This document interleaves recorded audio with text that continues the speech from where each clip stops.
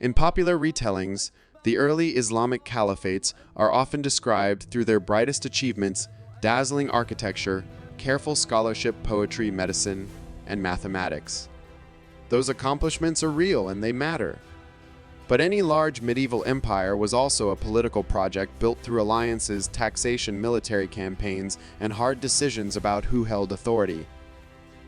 That means there is another side to the story that can feel less comfortable: the way power was secured, the way rebellions were answered, and the way ordinary people adapted when a new state arrived.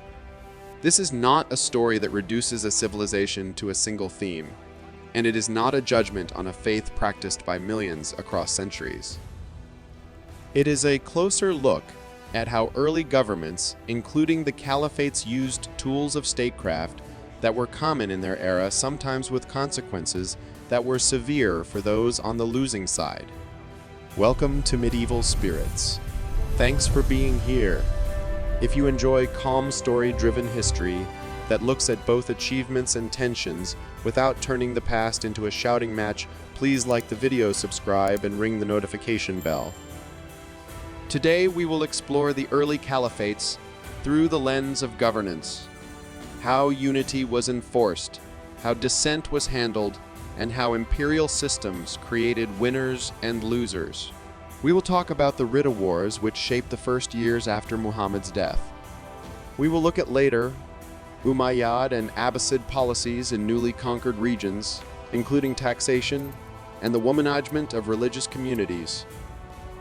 We will also discuss slavery and forced labor networks that existed across the medieval Mediterranean, including in Islamic Spain, and how those systems connected to trade and war. Along the way, we will separate what sources confidently support from what later writers dramatized, because medieval chronicles often reflect politics, memory, and moral messaging, not only neutral reporting. In the early centuries of the caliphates, religion and politics were tightly interwoven, and conflicts that look purely theological at first glance often had practical causes like taxation, loyalty, and control of territory. The Ridda Wars, sometimes called the Wars of Apostasy, 632 to 633 CE, began after the death of Prophet Muhammad, when several Arab tribes rejected Medina's authority or refused obligations that had been tied to their earlier allegiance. Abu Bakr, the first Rashidun Caliph, responded with armed campaigns to preserve unity in a fragile state surrounded by rivals and internal competition. Medieval historians such as al-Balaturi describe hard fighting in places like Yamama with large casualties and tough terms imposed on communities that resisted. Whether one reads these campaigns as religious enforcement, political consolidation, or both, the result was that the new state established an early precedent: loyalty would be maintained by force when negotiation failed. Across the Arabian Peninsula, the conflict created a sense that the old tribal order was being replaced by a centralized authority with longer memory and stricter douwaments. Womani tribes had seen their loyalty as a personal bond with the Prophet, and they believed that bond ended when he died. The Caliphate, however, treated allegiance as continuing and binding, tied to a broader community and a new administrative structure. Battles were fierce, fought in harsh terrain where supply and water could decide outcomes as much as courage did. Chroniclers later described the Battle of Yamama as especially costly, with fighting so intense that it became a defining memory for the early Muslim community, including concerns about the loss of those who had memorized the Quran. Even without dramatic language, the basic point is clear: unification was not a smooth handshake. It was contested, and the early state used military power to secure its claims. Later centuries added new layers of complexity. Under the Umayyads, 661 to 750 CE, rapid expansion brought regions with different languages, religions, and social structures under one umbrella. In places like Central Asia, chroniclers such as al-Tabari describe conquests followed by negotiated arrangements. Some communities paid the jizya, a poll tax associated with non-Muslim subjects, Some accepted Islam and others resisted, and faced harsher consequences. In these frontier settings, lived reality could differ from ideals, and local commanders often made decisions shaped by strategy, politics, and resources, not only theology. The Quranic phrase, often translated as "no compulsion in religion," existed as a principle, yet medieval governance was rarely consistent across regions, especially during conquest.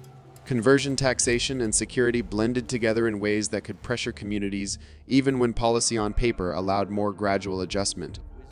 Accounts of the conquest of Dibal in Sind, often dated to 711 C.A., illustrate the same pattern in a different theater. Sources like al-Baladhuri present a world in which resistance led to crackdowns, while tribute and agreements could allow local communities to remain, sometimes with protections, sometimes with heavy burdens. Descriptions of the destruction of prominent religious structures should be read carefully, because chroniclers wrote with agendas and often framed events as moral lessons.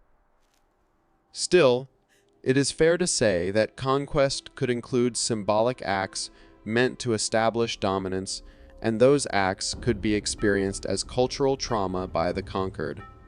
When we talk about early caliphates, then we should hold two truths at once. These states could sponsor learning and prosperity, and they could also enforce authority with methods typical of imperial rule, including punishment and pressure on those who resisted. What if you lived on a Mediterranean coast, where the sea was not only a highway for merchants, but also a route for raiders from the 8th to the 15th centuries? Al-Andalus, or Islamic Spain, is often remembered for scholarship, architecture, and moments of coexistence among Muslims, Christians, and Jews. That story is part of the record. Yet, like other medieval societies, Al-Andalus also existed within wider systems of war, tribute, and slavery that shaped daily life for the vulnerable. Slavery was a common institution across the medieval world, practiced in Christian and Muslim territories alike, and it drew people from many regions, including sub-Saharan Africa, the Caucasus, and Europe. The uncomfortable truth is that refined courts and vibrant cities often depended on coerced labor, captured people, and markets that treated human beings as commodities. Starting in the early 700s, coastal raids and frontier wars contributed to the capture of prisoners who could be ransomed, exchanged, or enslaved. Muslim expeditions and pirate groups struck parts of southern France and Italy at various times, while Christian forces also raided Muslim coasts, taking captives in return. Frankish and Italian sources describe repeated incidents along regions such as Provence and Liguria, and the famous settlement of Fraxinidum, founded in the late 9th century in what is now southeastern France, became a base linked to raiding, toll-taking, and conflict in mountain passes. These events were not constant everywhere, and they varied by decade, but they left a deep impression on coastal communities. In an age without fast warning systems, a sudden landing could reshape a village's future in hours. By the mid-10th century, captives from Europe could be found in markets across the western Mediterranean, including in cities such as Córdoba, Seville, and Granada, as well as in North Africa. Arabic terms like raq were used for enslaved people, and the system included brokers, transport routes, and political relationships that made capture profitable. For families on the receiving end, the experience was personal and devastating: separation, displacement, and the slow fading of hope of return. It is important, though, to keep the picture balanced. Captivity and enslavement were not one side's habit. They were a shared feature of the era's warfare and economy. The lesson is not that one civilization was uniquely cruel. The lesson is that medieval power, wherever it was found, often turned human lives into leverage. Enslaved people in Al-Andalus and the wider Islamic world filled womanly roles, from domestic service and agricultural labor to specialized work in crafts and administration. Some were trained as soldiers, and over time certain groups became recognizable categories in court politics. The Sakaliba, often described as Slavic or Eastern European captives, appear in sources as a distinct social class in parts of the Islamic world, sometimes serving as guards officials or military units. The reasons were practical rulers, often trusted outsiders cut off from local kin networks, to balance rival factions at court. None of this should be mistaken for a good version of slavery. The system still began with coercion. But it helps explain why enslaved communities could sometimes rise into power within the very structure that first confined them. Medieval writers also recorded the economic importance of these exchanges. Geographers like al-Muqaddasi and al-Bakri describe trade routes and markets with a tone that can feel matter-of-fact, reflecting how normalized slavery was in their era. European writers, including figures like Liutprand of Cremona in the 10th century, criticized the loss of Christian populations into Muslim territories and framed it as a civilizational threat. Their outrage can be sincere, but it also served political goals, especially in a time when rulers used fear of the other to unify support. The broader system extended well beyond Spain. Captives moved through networks, connecting the Baltic and Black Seas, North Africa, and the Eastern Mediterranean, while other slave routes ran across the Sahara and through the Red Sea into the Indian Ocean world. No single region owned the institution. The medieval economy was interlocked, and slavery was one of its darkest threads. Within discussions of convivencia in Islamic Spain, this subject is sometimes pushed to the side because it complicates a preferred narrative of tolerance. The reality is that coexistence could exist for some groups in some cities and periods, while exploitation and coercion persisted for others at the same time. Great mosques, libraries, and palaces could stand alongside markets where people were bought and sold. That contrast is not unique to Al-Andalus. It appears in Womani celebrated societies, including Christian kingdoms that praise their own piety while practicing serfdom, forced labor, or slavery. If we want an honest view, we have to hold both images together: the achievements that inspire admiration and the systems of power that made those achievements possible, often by placing the heaviest burden on people who had the least choice. What does a ruler do when a vast empire feels fragile? Across the Umayyad and Abbasid periods, rebellion was a constant possibility because the caliphates governed a huge and diverse population with competing loyalties. Some uprisings were resolved through negotiation, pardons, or exile, especially when local elites could be brought into the system. Others were met with decisive punishment intended to discourage the next challenge. In Womani medieval states, public justice was designed to be seen. The square, the gate, and the main road were places where authority displayed itself. This was not unique to Islamic governance. Byzantine emperors, Frankish kings, and later European monarchs also used public penalties to teach political lessons. But because the caliphates were so large and often contested, their responses could be severe, and chroniclers recorded these moments with dramatic emphasis. One example often discussed by historians involves the Umayyad struggle against the rebel movement associated with Mukhtar al-Thaqafi, who seized control of Kufa in the late 7th century.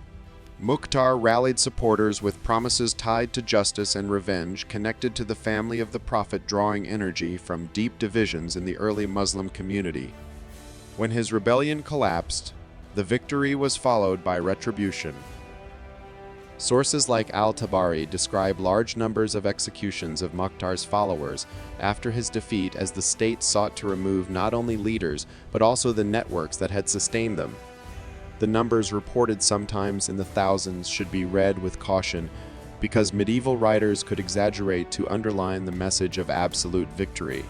Still, even allowing for inflation, the intent is unmistakable: diswomental, the movement so thoroughly that it cannot return.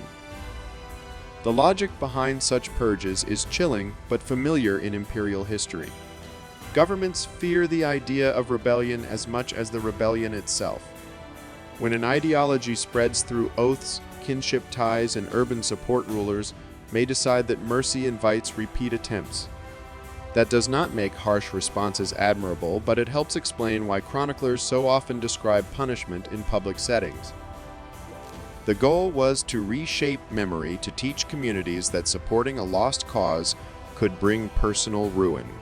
In a world without modern surveillance, governments relied on visible consequences. The result was that politics could become intensely personal for ordinary people because the wrong pledge, the wrong meeting, or the wrong rumor could pull a household into the center of state action. Under the Abbasid Caliphate, large-scale purges also appear in the sources, especially during transitions of power. The Abbasid revolution that overthrew the Umayyads in 750 CE was a watershed moment, and revolutions rarely end softly.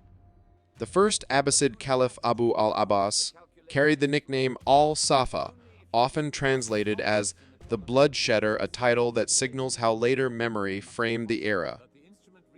Abbasid narratives describe efforts to eliminate Umayyad rivals, so the old dynasty could not regroup.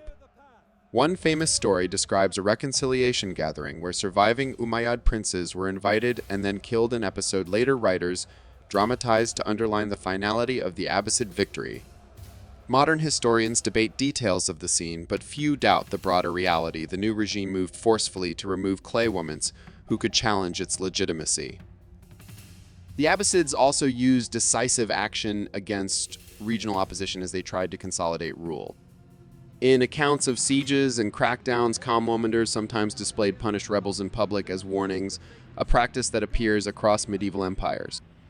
Sources describe events in places like in the early Abbasid period as examples of how difficult it was to govern Iraq's complex tribal and military politics.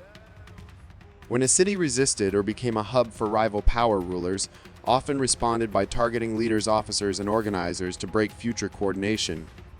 Chroniclers sometimes describe bodies displayed along roads, an image meant to tell readers that the state's reach extended into daily travel and commerce. Here again, we should avoid treating such methods as uniquely Islamic. They were part of a broader medieval toolbox of intimidation used whenever rulers believed stability depended on fear. At the same time, it is important to remember that the Abbasid period also produced remarkable administrative sophistication and scholarship, including institutions that supported translation science and legal development. That coexistence is one of the most challenging aspects of studying empire. A court can sponsor learning while also authorizing punishments. A city can be a hub of scholarship while also being a place where dissent is crushed. Human societies often contain both impulses at once. The goal in telling this history is not to reduce a civilization to violence, but to understand how political systems balance ideals and power, and how ordinary people live within that balance when they do not control the decisions. These actions were not always hidden. Chroniclers sometimes described them openly and framed them as justice, order, or divine support for a new regime. That framing tells us something important. Violence becomes easier to accept when it is wrapped in sacred language or public necessity. The scale of some retaliations also reveals a hard political truth of early governance. Dissent could be answered with eradication of networks, not merely defeat on a battlefield. Beneath proclamations of unity and order, the caliphates, like Womani empires, leaned at times on fear as a stabilizing tool. And fear works best when it is unmistakable. That is why so many medieval stories emphasize spectacle, whether in Baghdad, Damascus, Constantinople, or the courts of Western Europe. Islamic civilization is also remembered rightly for preserving and expanding classical knowledge through translation, commentary, and original work. Yet there were moments when knowledge itself became politically uncomfortable, and rulers or movements sought to control what could be taught. One famous legend involves the conquest of Alexandria in 642 CE, and a story that books were destroyed on orders attributed to Caliph Mar. Later sources, including writers centuries after the event, preserve a quote often paraphrased as if the books agree with the Quran, they are unnecessary, and if they disagree, they are dangerous. Many modern historians doubt the authenticity of this story, noting that earlier sources are silent and that the Great Library of Alexandria had already declined long before the Arab conquest. Still, the persistence of the legend matters because it reflects anxieties about revelation authority and inherited knowledge. More reliably documented are later moments of intellectual restriction in parts of the Islamic world, including in Al-Andalus under the Almohads in the 12th and 13th centuries. The Almohads emerged from a reformist movement that emphasized strict doctrine and criticized what they saw as philosophical excess. In that climate, certain forms of Greek philosophy and speculative theology were discouraged and some texts were withdrawn from circulation. This is not an Islamic-only story either. Medieval Christian Europe also saw bans, condemnations, and library destruction during periods of conflict and reform. The broader lesson is that knowledge can become a battleground when rulers fear that ideas might weaken unity or challenge authority. When politics becomes anxious, books can feel like rivals, even when the society producing those books is otherwise proud of learning. Works by Aristotle and other classical authors preserved in Arabic translation and developed through Muslim scholarship could be restricted in particular places and periods depending on who held power. The philosopher Averroes Ibn Rushd, famous for his commentaries on Aristotle, was exiled in 1195 under the Almohad Caliph al-Mansur, and reports describe his works being discouraged or publicly disapproved.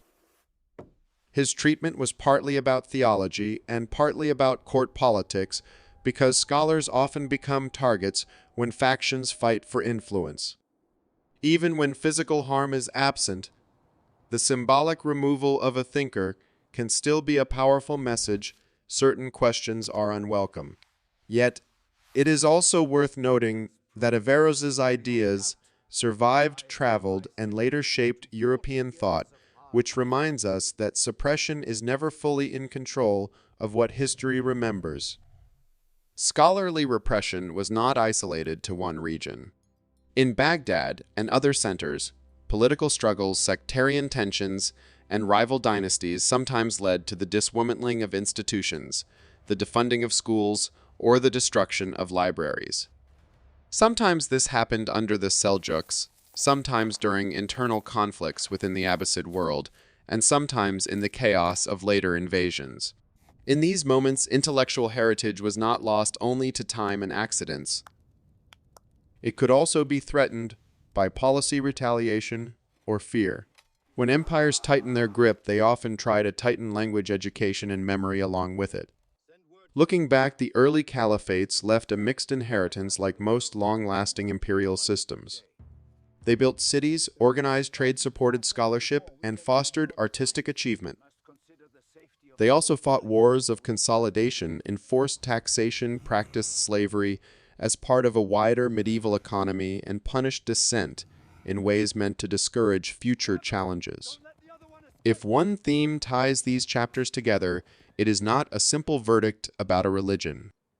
It is a broader lesson about power. When a state grows quickly, it often relies on tools that can harm the vulnerable, and later generations remember the shining outcomes more easily than the human costs.